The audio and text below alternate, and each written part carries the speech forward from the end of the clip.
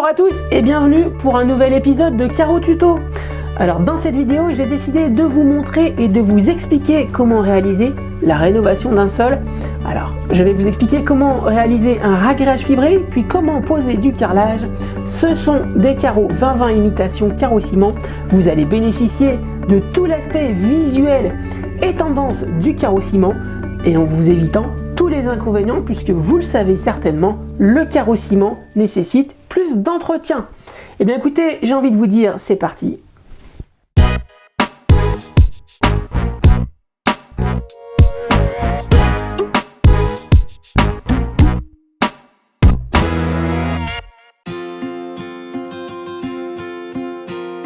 Alors en premier lieu, je vais enlever toutes les baguettes de finition au niveau des portes.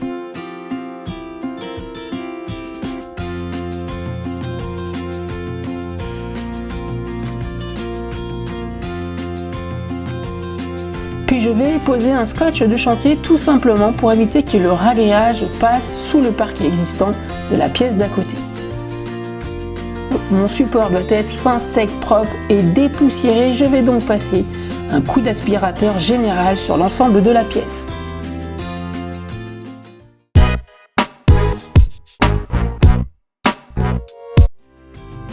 Je peux poser mon primaire d'accrochage pour tout support.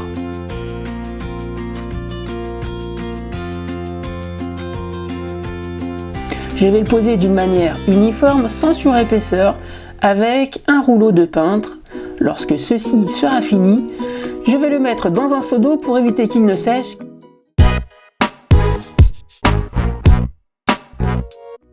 Je vais par la suite vérifier les zones de mon support à l'aide d'une règle.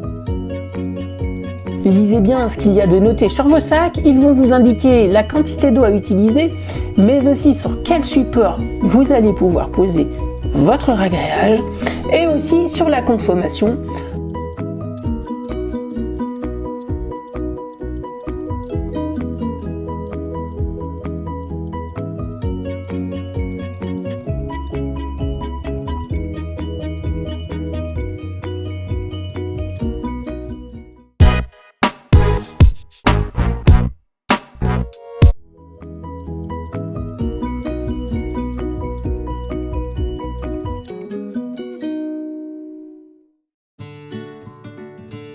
Je vais en premier verser la moitié de mon seau d'eau, ensuite l'intégralité de mon sac de ragrillage, puis la dernière quantité d'eau qu'il me reste pour avoir un malaxage homogène.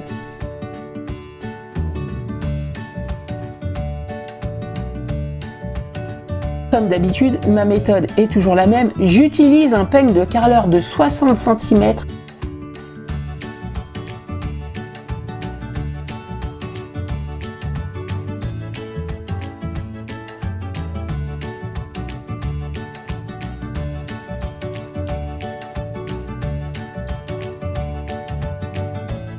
Vous pouvez utiliser une truelle flamande, mais personnellement ça ne me va pas. Je préfère être en contact avec le support.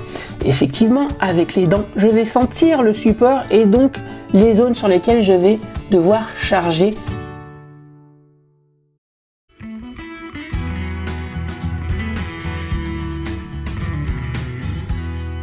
Je fonctionne par petites quantités.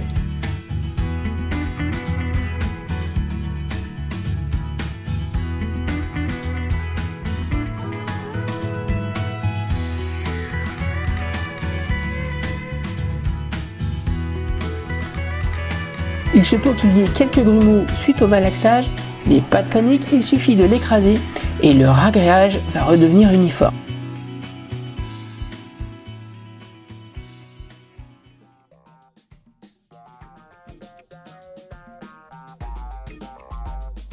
On peut observer les sillons dessinés par les dents du peigne, puis elles vont s'auto-lisser.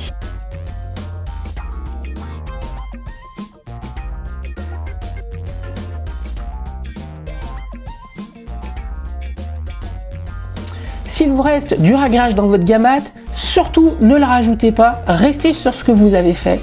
Servez-vous d'un sac de ragrillage, servez-vous des différents sacs que vous avez utilisés, mettez votre ragrillage dedans, laissez-le sécher.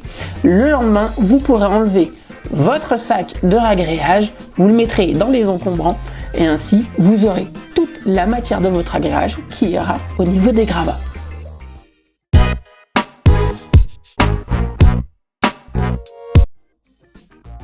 Je vais utiliser une petite brosse pour nettoyer mes outils.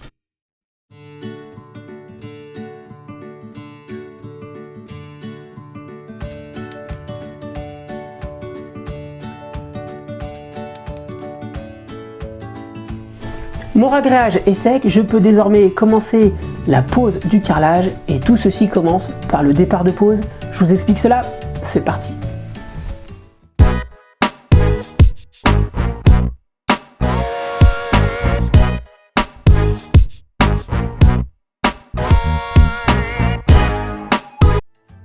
Je vais en premier lieu poser mon primaire d'accrochage.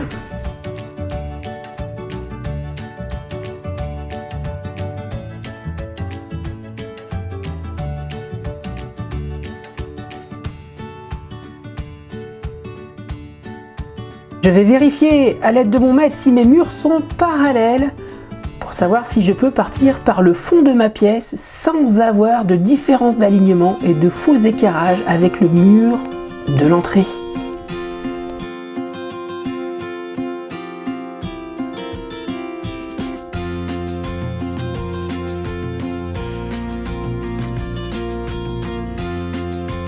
Mes murs étant parallèles, je m'aligne avec ma règle en laissant une ligne de 3 carreaux.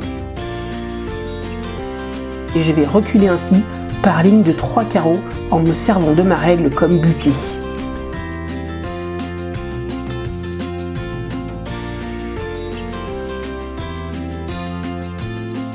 Et je vérifie s'il y a un sens de pose. Je peux faire mon premier sac de colle. C'est de la colle HP spéciale rénovation.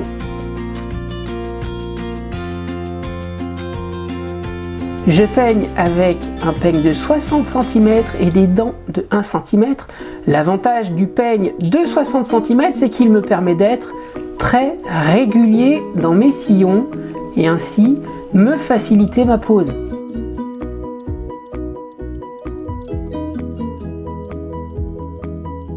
Je peux enfin poser mes carreaux à l'œil en laissant mon petit joint de 2 mm, puis ensuite poser tous mes croisillons.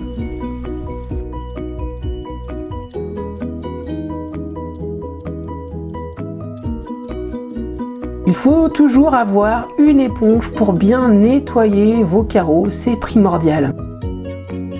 Je vérifie l'alignement avec ma règle.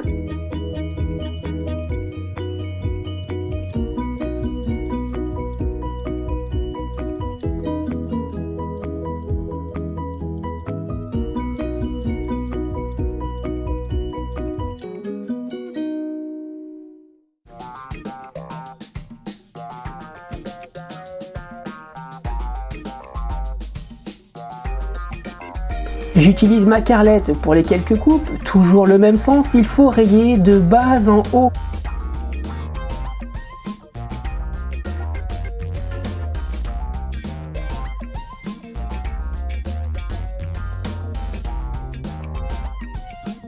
Insistez sur le nettoyage de vos rangs pour vérifier convenablement les alignements. Je vais racler un maximum de colle.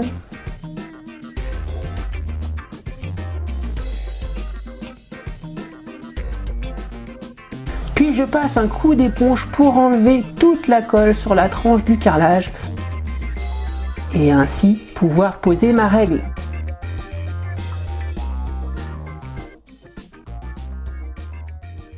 J'utilise mon maillet pour revérifier l'alignement de mes joints.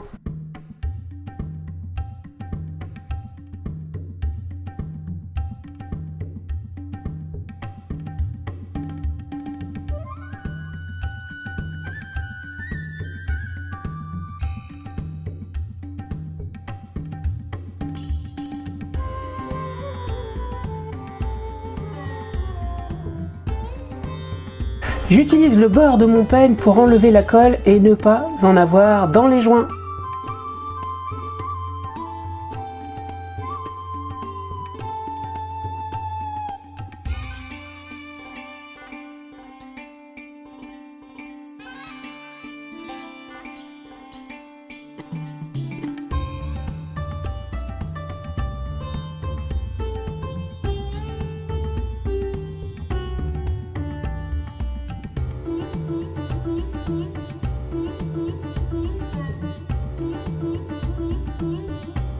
Si vous peignez correctement, vous n'aurez pas de colle dans les joints. Et ainsi, juste un léger petit coup d'éponge suffira et vous aurez plus de facilité à jointer.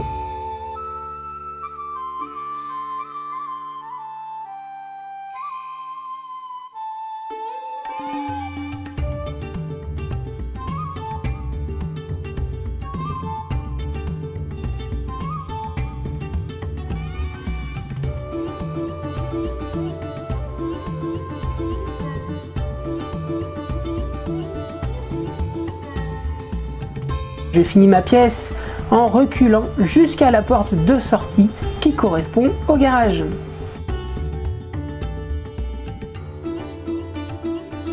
Je fais toujours mes arasements propres pour positionner ma règle et ainsi être précis au niveau de mes alignements. Je me sers de ma règle comme butée.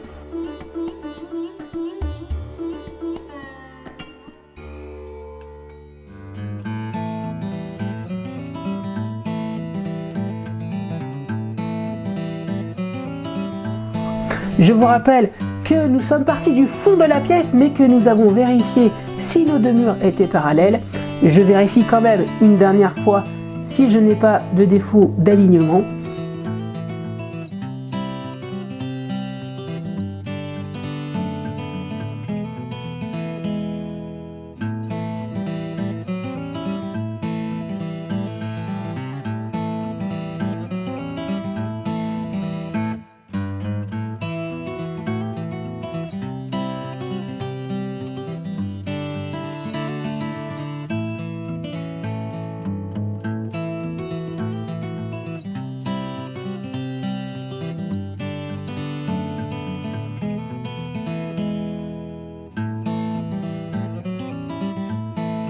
Pensez au tri au fur et à mesure de votre chantier. Mettez tous vos cartons de paquets de carrelage ensemble, puis vos sacs de ragréage de colle ensemble aussi. Utilisez-les même pour mettre toutes vos chutes de carrelage. J'habille la petite contre-marche avec une baguette de finition de 10 mm.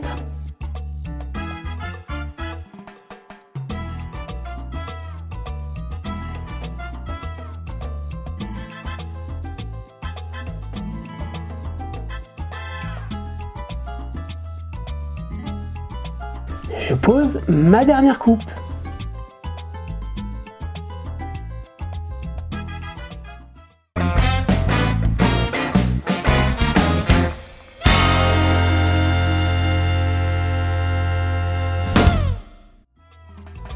Je commence par enlever les croisillons, puis par creuser les joints avec mon cutter.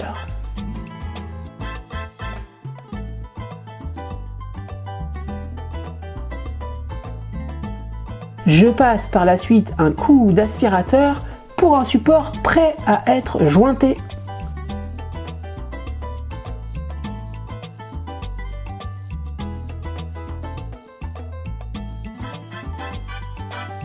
Je décide de faire un joint pas trop liquide au début.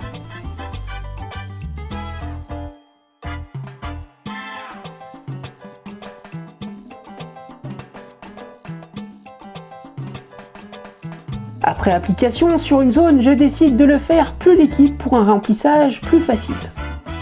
Toujours le même mouvement en diagonale dans les joints.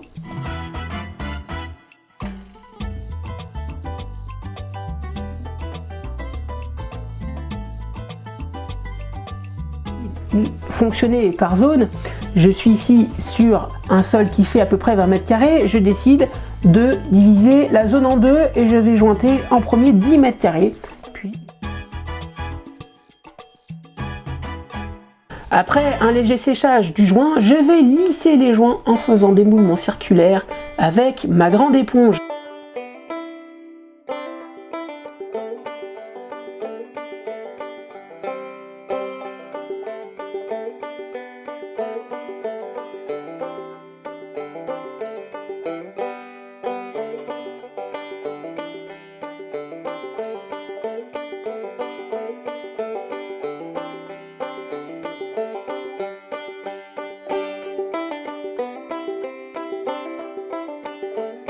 Après quelques minutes, je peux nettoyer mes joints et mon carrelage avec ma grande éponge, toujours le même mouvement en diagonale dans les joints.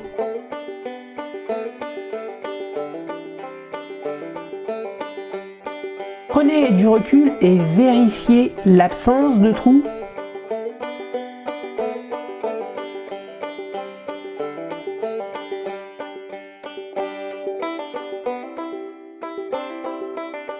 Je vais soigner les périphéries, ce sont les finitions.